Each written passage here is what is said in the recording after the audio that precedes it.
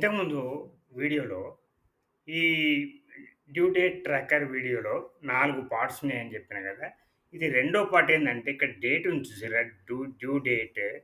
ఈ date dynamic. అంటే ఏంటిది? ఇప్పుడు నెక్స్ట్ మంత్ మీరు ఈ డ్యూ డేట్ మళ్ళీ అక్కడ ఎంటర్ చేయక్కర్లే. 20థ్ 9 అంటే సెప్టెంబర్ వచ్చేస్తది. తర్వాత డిసెంబర్ వస్తది. ఆ రకంగా ఆటోమేటిక్‌గా దేని డ్యూ డేట్ దానికి నెక్స్ట్ మంత్‌కి అప్‌డేట్ అయిపోతుంటది. ఎట్లా? ఒక ఫార్ములా ఉపయోగించిన చూసారా ఇక్కడ? ఏం ఫార్ములా లేదు ఇది. డిఫికల్ట్ ఏం లేదు. డేట్ అనే ఫంక్షన్. ఏ డేట్ రావాలి? Bracket open year. ఇవాళటి దాని ఇయర్ ఏంటిది అని అడుగుతున్నది. ఆ ఇయర్ కావాలి. కామా మళ్ళా ఇవాళది టుడే అంటే ఇవాళ. ఇవాళటి దాని మంత్ ఏంటిది?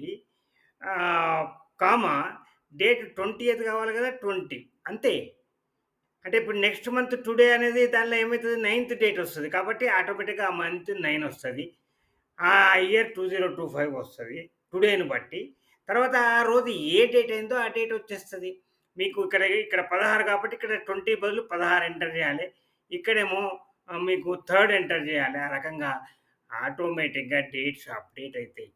Dynamic date creation with the help of today, date, year, month 4 డేట్‌కి సంబంధించినటువంటి ఫార్ములాలను మనం కంబైన్ చేసి డైనమిక్ డేట్‌ని మనం క్రియేట్ చేసినాం అంతే.